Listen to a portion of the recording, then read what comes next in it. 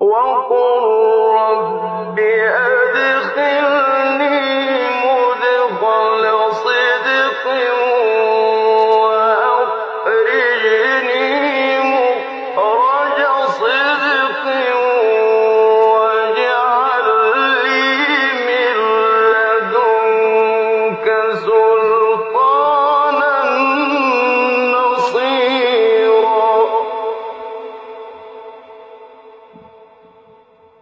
Chers frères et sœurs, nous sommes toujours en train de donner quelques réflexions sur Surat Al-Fatiha, cette sourate si importante pour nous, puisque nous la récitons tous les jours, plusieurs fois, au moins 17 fois par jour. Et donc il convient de connaître certains de ses secrets. La dernière fois, nous avions parlé de Al-Basmala.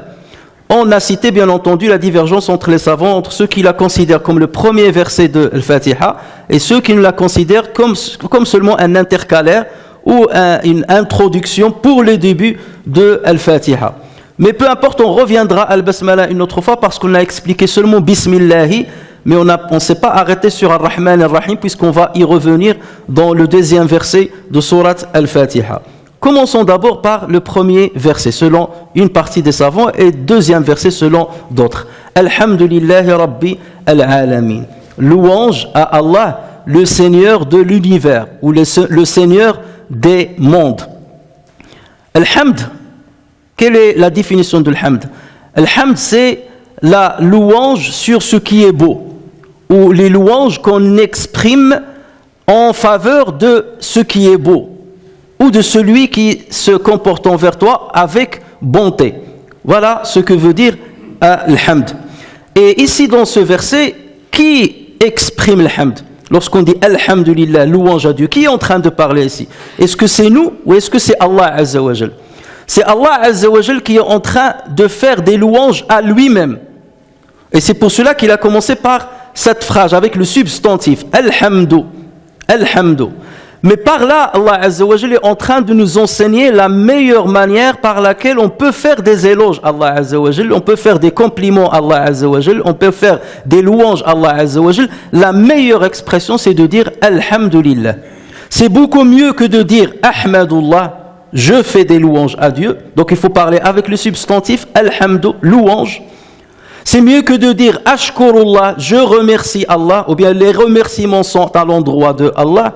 Et c'est mieux que de dire Al-Madhu lillah, les compliments sont envers Allah Azza wa Jal. Vous voyez que ces termes sont très précis, mais si Allah Azza wa Jal a choisi le terme de Al-Hamd, c'est bel et bien parce que ce terme regorge de certaines significations qu'on ne retrouve pas dans les autres termes.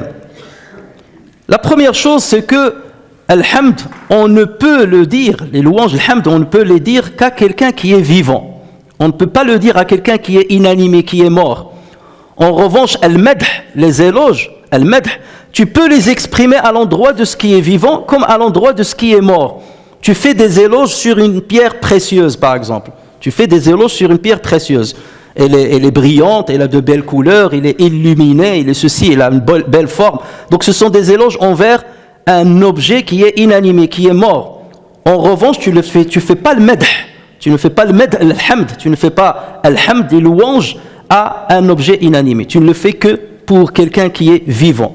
Et en l'occurrence, on exprime al-hamd pour Allah tabaraka wa ta'ala exclusivement parce qu'il est vivant. La deuxième chose, c'est que al-madh, les éloges, ils peuvent être bien appréciés par la religion comme ils peuvent ne pas être appréciés par la religion. Voilà pourquoi le prophète sallallahu alayhi wa sallam a dit jetez de la terre sur le visage de ceux qui exagèrent dans le madh. Lorsque quelqu'un te fait beaucoup d'éloges, tu fais des éloges sur les êtres humains, tu es ceci, tu es cela, je t'aime bien parce que tu es ceci, tu es cela, c'est quelque chose qui n'est pas appréciable par la religion musulmane. Pourquoi? Parce que tu peux semer de l'orgueil, du narcissisme dans le cœur de celui à qui tu t'adresses. En revanche, al-hamd, c'est quelque chose qui est toujours louable et c'est quelque chose qui est toujours méritable, puisque le prophète sallallahu alayhi wa sallam nous a dit celui qui ne fait pas des louanges aux vivants, aux gens, ne fait pas des louanges à Allah azza wa jal. Man lam yahmadin-nas lam yahmadillah. Donc dans tous les cas, al-hamd, c'est quelque chose qui est bénéfique et quelque chose qui est appréciable par la religion musulmane, contrairement à al-madh, le simple compliment. La troisième chose, c'est que à shukr, les remerciements, shukr, tu t'en exprimes à l'endroit de quelqu'un qui t'a rendu un service, qui était à côté de toi dans une épreuve. Mais par contre, alhamd, tu peux le faire à quelqu'un qui ne t'a pas rendu service. Les louanges, tu peux le faire à quelqu'un qui ne t'a pas rendu service. Tu fais des louanges sur la beauté de quelqu'un.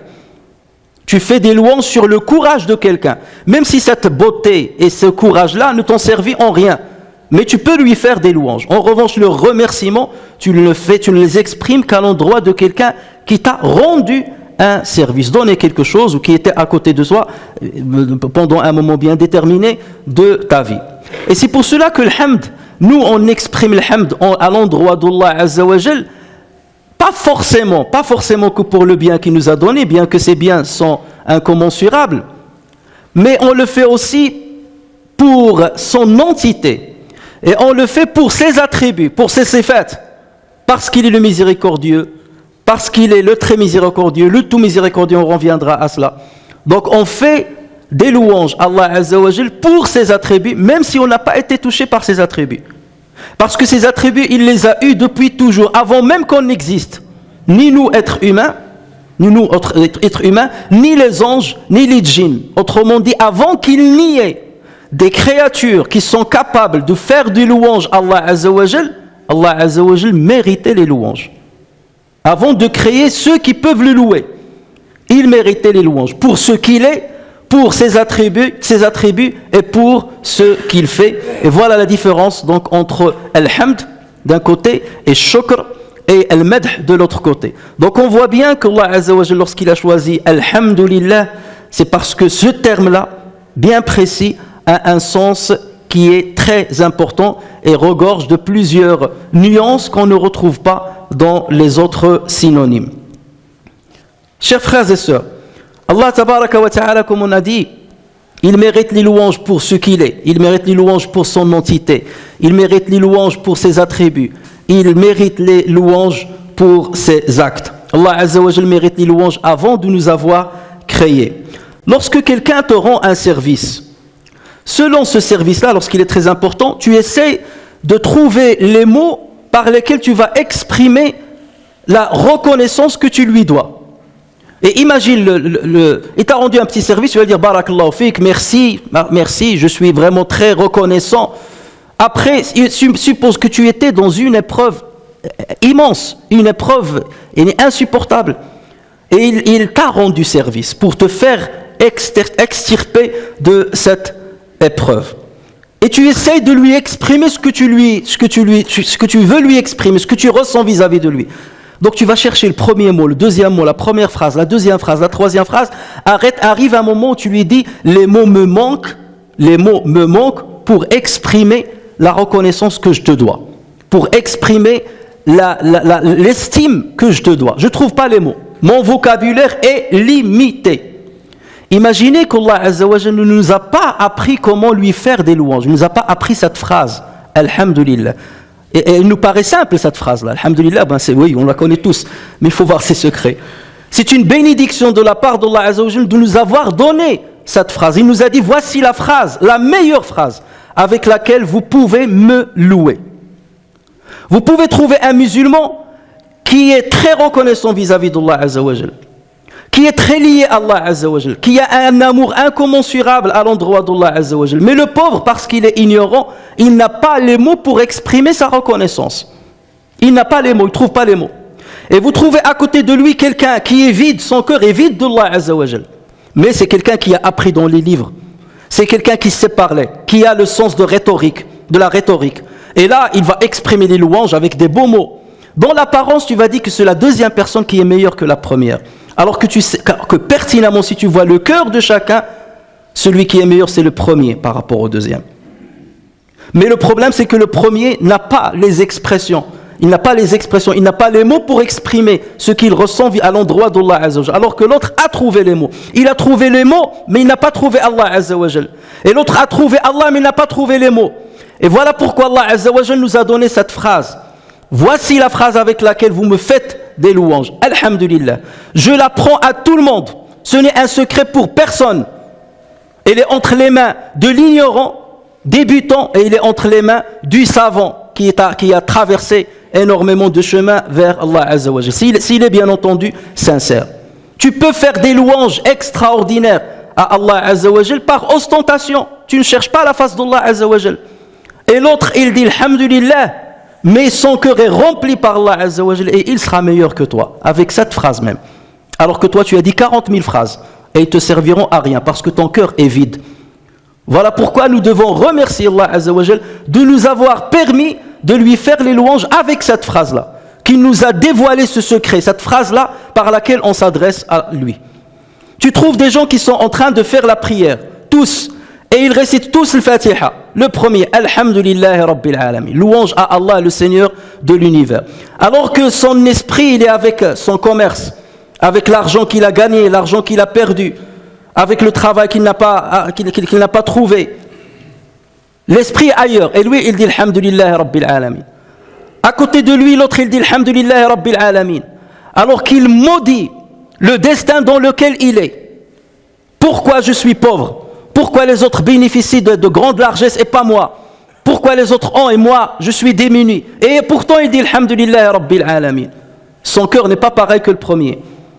Et tu trouves une troisième personne qui dit Alhamdulillahi Rabbil Alamin et dans son esprit parce que j'ai trouvé un travail. Alhamdulillahi Rabbil Alamin parce que je me suis marié. Alhamdulillahi Rabbil Alamin parce qu'il m'a donné des enfants. Alhamdulillahi Rabbil Alamin parce que j'ai une bonne santé. Bien entendu, ce troisième est meilleur que les deux premiers. Et tu peux trouver un quatrième qui est en train de dire Alhamdulillahi Rabbil Alamin. Pourquoi il l'a dit? Qu'est-ce qu'il ressent au moment où il exprime cette phrase-là?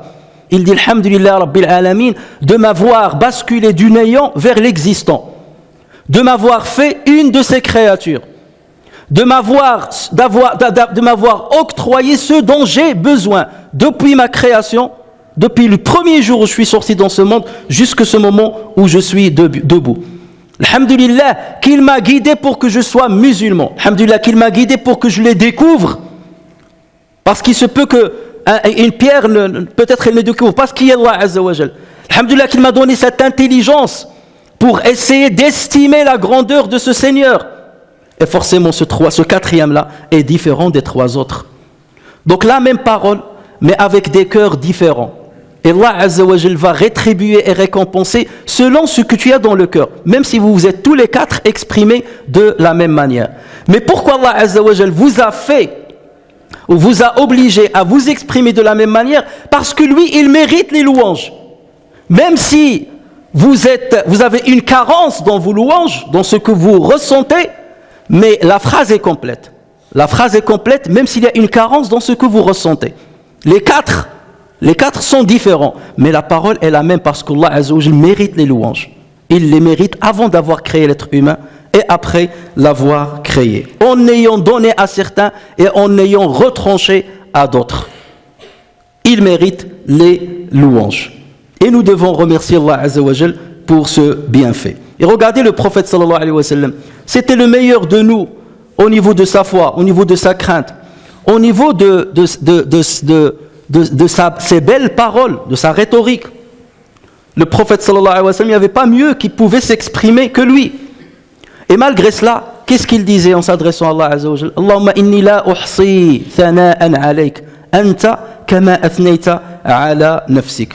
Seigneur, Wallah, je ne peux te louer comme il sied à ta gloire. Je ne peux te louer comme il sied à ta gloire. Je ne peux pas. Mon vocabulaire est limité. Le dictionnaire des mots par lesquels je vais m'adresser à toi, il est limité. Je ne peux te louer comme il sied à ta gloire. Tu es tel que tu as toi-même fait ton éloge. Tu es tel que tu as toi-même fait ton éloge. Et ça rassemble tout. Mais malgré cela, Allah Azza wa Jalla t'a donné l'expression par laquelle il faut s'adresser à lui, c'est Alhamdulillah. Alhamdulillahi Rabbi al-Alamin. Et donc voilà pourquoi, lorsque nous récitons, nous exprimons cette phrase, il faut que ton cœur soit présent. Il ne faut pas que ça soit seulement une expression verbale, vocale, mais il faut qu'il y ait une présence du cœur. Il faut qu'il y ait une présence de ton être en citant cette parole-là. Et c'est pas pour rien qu'Allah Azza wa Jal nous a imposé la récitation de l'Fatiha dans chaque prière. Je donnais cet exemple donc de ces 4 personnes qui diffèrent au niveau de leurs sentiments pendant qu'ils expriment cette parole-là, et c'est ce qui va différencier entre les uns et les autres pendant la même prière qu'on est en train de prier. Le prophète sallallahu alayhi wa sallam a dit, le serviteur n'aura que ce qu'il a retenu dans sa prière. Retenu avec quoi? Retenu avec son cœur. Que ce qu'il a exprimé, ressenti comme grandeur envers Allah tabaraka wa ta'ala, comme glorification envers Allah tabaraka wa ta'ala pendant cette prière. On a fait le même acte, on a fait la même prière, mais la récompense est différente de l'un à l'autre. Chers frères et sœurs, lorsque tu dis je fais des louanges, Ahmadullah, c'est différent de dire Alhamdulillah. Alhamdulillah, tu cites le substantif, Alhamdulillah. Si tu dis Ahmadullah, il se peut que tu sois un menteur dans ce que tu prétends. Parce que Allah tabaraka wa ta'ala nous dit dans le Coran, ils n'ont pas estimé Allah comme il se doit. Ils n'ont pas estimé Allah comme il se doit. Personne ne peut estimer Allah Azza wa Jal comme il se doit. Donc lorsque tu dis, moi je fais des louanges à Allah Azza wa Jal comme on doit faire des louanges, c'est que tu es forcément un menteur. Parce que tu es incapable de compter tous les bienfaits d'Allah Azza wa Jal. Première chose. Tu es incapable de comprendre l'essence même de tous les attributs d'Allah Azza wa Jal. Tu es incapable de connaître dans l'exactitude et dans les moindres secrets les actes d'Allah Azza wa Jal. Donc lorsque tu dis je fais des vraies louanges à Allah Azza wa Jal, c'est une prétention dont tu n'es pas à la hauteur. Et voilà pourquoi Allah Azza wa Jal t'a dit vaut mieux dire Alhamdulillah que de dire Ahmadullah. C'est pareil lorsque je te dis Salli ala Rasulillah. Qu'est-ce que tu dis? Tu dis là, oh Salli ala Rasulillah? Non, tu dis Allahumma Salli ala Rasulillah. Allahumma Salli. Tu dis moi je suis incapable de le faire. Donc qu'est-ce que je procure la prière à Allah Azza wa Jal. Le prophète sallallahu alayhi wa sallam est tellement méritant, est tellement grand que je ne peux pas moi-même, qui suis-je pour faire des du'a pour le prophète sallallahu alayhi wa sallam de ma part. Donc je demande à Allah Azza wa Jal de faire Allahumma salli ala Muhammad. Ça c'est que pour le prophète. Alors qu'en est-il lorsque tu fais des louanges à Allah Azza wa Jal, au Créateur lui-même? Donc lorsque tu dis Alhamdulillah, ça veut dire que les louanges sont inhérents à Allah Azza wa Jal. Ils sont inhérents à Allah tabaraka wa ta'ala, même si dans mon esprit je suis en deçà de ce qu'il faut dire ou en deçà des expressions qu'il faut manifester. Donc vaut mieux que je dise Alhamdulillah plutôt que de dire Ahmadu Allah. Ensuite, lorsqu'on dit louange à Allah, lillah, à Allah, le lam là, à Allah, le A, c'est ce que appellent les savants l'amul ikhtisas. C'est le lam de la particularisation ou bien le lam de l'inhérence. Ça veut dire que celui qui mérite les louanges, c'est exclusivement Allah Azza wa Jal. Quelqu'un peut dire, rétorquer et dire, mais n'est-ce pas le prophète sallallahu alayhi wa sallam qui dit, celui qui ne fait pas des louanges aux gens ne fait pas des louanges à Dieu? Il y a une contradiction. Non, le prophète sallallahu alayhi wa sallam le dit. Lorsque tu fais des louanges à tes parents parce qu'ils t'ont bien éduqué, parce qu'ils ont subvenu à tes besoins, parce ils t'ont orienté vers Allah Azza wa Jal, ils les méritent? Oui, ils les méritent. Tu leur fais le hamd. Lorsque tu fais des louanges à ton professeur, à ton maître qui a appris des choses, qui t'a conseillé dans le bon sens, qui t'a sorti des ténèbres de l'ignorance vers un peu de connaissance, il mérite les louanges et tu lui fais des louanges. Lorsque tu fais des louanges à quelqu'un qui t'a donné l'argent alors que tu en étais démuni, tu lui fais des louanges. Mais au fond de toi, ça tu le fais par respect à Allah Azza wa Jal qui t'a demandé de le faire. Mais au fond de toi, tu sais que toutes ces personnes-là ne sont que des outils qu'Allah Azza wa Jal a utilisés pour te faire parvenir sa bienfaisance. C'est par la miséricorde d'Allah Azza wa Jal que tes parents ont manifesté de la mansuétude et de la clémence envers toi. S'il n'y avait pas la miséricorde d'Allah Azza wa Jal, ils ne t'auront pas fait ce qu'ils t'ont fait. Et vous trouvez certains animaux, ils engendrent des petits et ils les jettent dans la nature. Il y a des poissons, ils pondent des œufs et ils laissent leurs enfants. Ils ne s'occupent pas de leurs enfants. Pourquoi? Parce qu'Allah Azza wa Jal ne leur a pas donné cette miséricorde par laquelle ils vont se comporter avec leurs petits. Comme tu trouves un félin qui est un prédateur et qui fait terreur dans la savane, mais lorsqu'il est devant son petit, il a de la délicatesse avec lui, il le prend, il le saisit avec ses crocs, les mêmes crocs avec lesquels il va casser les os des proies, avec les mêmes crocs, il va prendre son petit, le poser doucement, ici, là, s'occuper de lui donner à boire du lait, ainsi de suite, et lui ramener à manger, avec cette miséricorde. Mais est-ce qu'il a du mérite, le père ou la mère ici? Il n'a pas de mérite. C'est Allah Azza wa Jal qui lui a donné cet instinct de miséricorde. C'est Allah Azza wa Jal qui a pris une toute petite partie infime de sa miséricorde, dont on parlera, Inch'Allah, la prochaine fois, et qu'il a distribué à toute l'humanité. Et c'est par cette miséricorde peut-être que tes parents se sont occupés de toi. Donc certes, tu leur dis louange à vous, je suis reconnaissant vis-à-vis de vous, mais au fond de toi, tu sais que ces louanges-là, tu es en train de t'adresser à Allah Azza wa Jal. Toi, tu leur dis, je vous remercie seulement d'avoir accepté d'être des outils pour me faire parvenir la bénédiction et la bienfaisance de mon Seigneur. Et il en est de même pour ton prof, il en est de même pour toute personne qui t'a rendu un quelconque service. Et c'est pour cela qu'on dit que c'est l'inhérence, l'âme là, c'est de l'inhérence, de la particularisation. C'est à Allah Azza wa Jal, exclusivement à Allah Azza wa Jal. Il y a certains qui disent c'est l'ilmilkiya, c'est de la propriété. Alhamdulillah, comme lorsque tu dis cette voiture, li fulan, telle voiture est un tel. Ça veut dire quelle est sa possession. Al-Hamd aussi, c'est la possession d'Allah Azza wa Jal. Et c'est lui qui nous en a fait part. Et c'est lui qui nous l'a donné afin qu'on s'adresse à lui par la meilleure formule. Donc tout revient finalement à Allah Azza wa Jal. Voilà pourquoi il y a cette particularisation. Louange à Allah, le Seigneur de l'univers, ou le Seigneur des mondes. Le Seigneur, c'est le maître qui est obéi. En arabe, lorsqu'on dit Rabb, c'est le Seigneur qui est obéi. Ou bien celui qui possède, le propriétaire. Tu dis le Seigneur de la maison, ça veut dire le propriétaire de la famille. Le Seigneur de la voiture, c'est le propriétaire de la maison. Ou bien le Seigneur, c'est celui qui éduque, qui élève, qui te fait transporter et élever d'une étape à une autre qui est meilleure. Comme les parents sont des arbab dans le sens littéraire du terme, ça veut dire qu'ils sont des éducateurs, c'est eux qui t'éduquent. Allah Azza wa Jal, il rassemble tous ces sens-là. Il est le propriétaire de toute sa création. Tu es dans sa propriété. Il est celui qui t'éduque, qui t'oriente, qui te guide. Donc dans ce sens-là, Rabb, donc le sens va donc. Et il est celui qui est obéi. Il est obéi par le monde entier. Qui n'obéissent pas à Allah? Une partie infime des êtres humains et des djinns. Lorsque tu les compares à tout ce qu'Allah Azza wa Jal a créé dans ce monde, dans ce cosmos-là, ça tombe à zéro. Et par la volonté d'Allah Azza wa Jal, qu'il a voulu leur donner la possibilité de choisir de ne pas l'adorer. C'est parce qu'il l'a voulu. S'il ne l'avait pas voulu, il serait comme les anges, il serait comme la terre, il serait comme le ciel, il serait comme la lune. Ils obéiraient scrupuleusement à Allah tabaraka wa ta'ala. Et c'est pour cela que lorsque Pharaon a dit à Moussa alayhi salam, et qu'est-ce que le Seigneur de l'univers, dit Pharaon?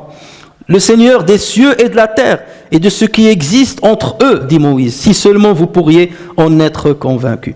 Donc lorsque mon frère, ma sœur, lorsque tu dis Alhamdulillah Rabbil Alamin, donc déjà tu es en train de reconnaître l'unicité d'Allah Azza wa Jal en tant que Dieu, et l'unicité d'Allah Azza wa Jal en tant que Seigneur, et l'unicité d'Allah Azza wa Jal en tant que possesseur des attributs qu'il nous a dévoilés, et des attributs qu'il ne nous a pas dévoilés. Parce que c'est ce qui t'a poussé à dire ce hamd, à prononcer ces louanges. Mais lorsque tu es en train de dire Rabbil Alamin, c'est que tu es en train de te positionner dans l'alamin, dans cet univers.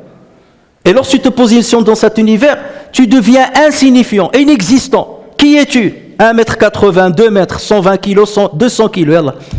2 mètres, 200 kilos. Ça, c'est quoi par rapport à toute cette création? Tu es quoi? Tu vas vivre un siècle. C'est quoi par rapport à cette création? Lorsqu'on date la Terre par 4 milliards d'années, ainsi de suite, c'est quoi ta vie par rapport à la vie de la Terre? Ou là, par rapport à la vie des cieux? C'est quoi ta vie? C'est rien, tu n'es rien. Et lorsque tu dis Alhamdulillah Rabbil Alamin, c'est là où tu vois que tu es insignifiant dans ce monde. Tu oublies tes problèmes. Toi, déjà, tu es insignifiant. Donc, tes problèmes vont être encore plus insignifiants. Les épreuves par lesquelles tu passes, tu les oublies complètement. Au moment où tu dis Alhamdulillah Rabbil Alamin. Tu dis Alhamdulillah parce qu'Allah Azza wa Jal m'a donné le pouvoir, la vie, la possibilité, le raisonnement, la langue, le cœur, pour pouvoir dire louange à Allah, le Seigneur des mondes. Je le dis, je me soumets à lui avec ces belles paroles. Et rien que cela, là tu sens ce que ça veut dire, alhamdulillah. Tu oublies l'argent, tu oublies les bienfaits de la vie, les jouissances de la vie terrestre, tu oublies tout ça. Le simple fait que tu sois en train de dire alhamdulillah rabbil alamin mérite que tu fasses des louanges à Allah azza wa jalla. Et c'est ce que nous devons ressentir dès qu'on débute Surat al-Fatiha. Allahu Akbar, alhamdulillah. Toutes ces significations doivent submerger dans ton cœur et dans ton être. Et c'est là où ta prière va prendre du sens. Et c'est là où ta prière va changer ton comportement. Et c'est là, lorsque tu sors de la mosquée et tu mets tes chaussures, tu mets avec eux la piété. Nous, ce qu'on fait, c'est lorsqu'on rentre lorsqu'on jette les chaussures, on rentre avec la piété. Et dès qu'on met les chaussures, c'est comme la gomme. Tu mets tes chaussures et la gomme, et elle gomme tout ce que tu as entendu dans le Jumu'ah, ou là dans la mosquée, tout ce que tu as fait dans la mosquée, ou là, tout ce que tu as fait dans la prière. Et tu sors comme si de rien n'était. Comme si la prière était un plus. Elle n'a rien servi.